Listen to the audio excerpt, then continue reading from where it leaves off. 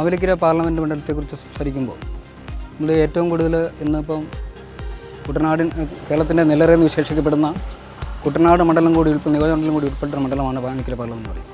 അതുപോലെ നെൽകൃഷിയെ പ്രോത്സാഹിക്കാൻ വേണ്ടി കുട്ടനാട് പാക്കേജ് ഉൾപ്പെടെയുള്ള പല പരിപാടികളും വന്നിട്ടുണ്ടെങ്കിൽ പോലും അതൊക്കെ വേണ്ട രീതിയിൽ ഫലപ്രദമായി വിനിയോഗിക്കുവാനും അത് മുന്നോട്ട് തന്നെ പ്രയാണം കൊണ്ടുപോകാനുമുള്ള ഒരു ഇതുവരെ ഒരു സാമാജികനായാലും പാർലമെൻറ്റിലും മണ്ഡലങ്ങളിലും ആരും ശ്രമിച്ചിട്ടില്ല എന്നുള്ള വസ്തുത. പിന്നെ മറ്റൊരു കാര്യം നമുക്കറിയാം, അഭ്യസ്തവിദ്യരായ ചെറുപ്പക്കാർ ഇന്ന് നിരവധി അഭ്യസ്തവിദ്യരായ ചെറുപ്പക്കാർ തൊഴിലില്ലാതെ തൊഴിൽ കിട്ടാതെ അവർ വിദേശങ്ങളിലേക്ക് അഭയം പ്രാപിക്കുന്ന അവസ്ഥാവിശേഷമാണ്. കഴിഞ്ഞ പാർലമെൻറ്റ് തെരഞ്ഞെടുപ്പ് കാലത്തൊക്കെ MP സ്ഥാനാർത്ഥി അദ്ദേഹം മുന്നോട്ട് വെച്ച വാഗ്ദാനമായിരുന്നു ESI മെഡിക്കൽ കോളേജ് എന്ന വാഗ്ദാനം. അപ്പോൾ വളരെ പ്രത്യാശയോടെ മണ്ഡലത്തിലെ ആളുകളൊക്കെ വളരെ പ്രതീക്ഷയോടെ കാത്തിട്ട വിഷയമാണ് ESI മെഡിക്കൽ കോളേജ്. നിരവധി ആളുകൾക്ക് തൊഴിൽ കിട്ടുമെന്നുള്ള വലിയ പ്രതീക്ഷയുണ്ട്. പക്ഷേ അതൊക്കെ വെള്ളത്തിൽ വരച്ച വര പോലെ ആയിപ്പോയി. ഇന്നും അതൊന്നും പൂർത്തീകരിക്കാൻ കഴിഞ്ഞിട്ടില്ല. ആ വാഗ്ദാനങ്ങളൊന്നും പൂർത്തീകരിക്കാൻ കഴിയാത്ത ഒരു പാർലമെൻറ്റ് മണ്ഡലമായിരുന്നു നിലവിലുണ്ടായിരുന്നത്.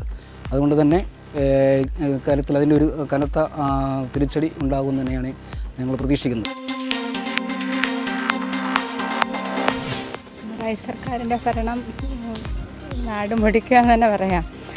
കടകളിൽ പോലെ ഒരു സാധനത്തിന് നമുക്ക് പോകാൻ ബുദ്ധിമുട്ടാണ്. ഇത്രയ്ക്ക് വില കൂടുതലാണ്. സാധനം മേടിക്കാൻ പോകാൻ പറ്റില്ല.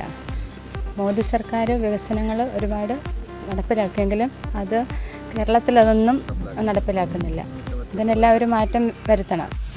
ഞാൻ മാവേലിക്കര നിയോജകമണ്ഡലത്തിലെ നഗരം വാർഡിൽ ഓട്ടോ ഓടിക്കുകയാണ്. ഓട്ടോ തൊഴിലാളിയാണ്. ഞങ്ങൾക്ക് അടിസ്ഥാനപരമായിട്ട് ഒരു തണൽ മരമോ അല്ലെന്നുണ്ടെങ്കിൽ ഒന്ന് വണ്ടി പാർക്ക് ചെയ്യാനുള്ള സൗകര്യമില്ല. എവിടെയെങ്കിലും പോയി കഴിഞ്ഞാൽ എല്ലാവരും കൂടെ വന്നിട്ട് ഓട്ടോക്കാരുടെ തോളെ കയറുക. ഇവിടെ ഇതിനു വേണ്ടി ചോദിക്കാനോ പറയാനോ എടുക്കാനോ ആരുമില്ല. ഒരു MLA ഇരുന്നപ്പോൾ ഒരു വെയിറ്റിംഗ് ഷെഡ് ഉണ്ടാക്കി തന്നെ ഞങ്ങളോട് പറഞ്ഞ് അതിനകത്ത് എന്തോ സ്പീക്കറും എല്ലാം വെച്ച് തരാം, നിങ്ങൾക്ക് കുഴപ്പമൊന്നുമില്ല എന്ന് പറഞ്ഞിട്ടിരുന്ന് ഇതേമായിട്ട് അത് വെച്ചിട്ടില്ല. രണ്ടാമതൊരു MLA കയറി ഈ ഏരിയയെ കാണാനേ ഇല്ല. അപ്പം അടിക്കടി ഇവിടെ ആണെങ്കിൽ എന്നും വണ്ടി ആക്സിഡൻ്റ് ഉണ്ടായിക്കൊണ്ടിരിക്കുക.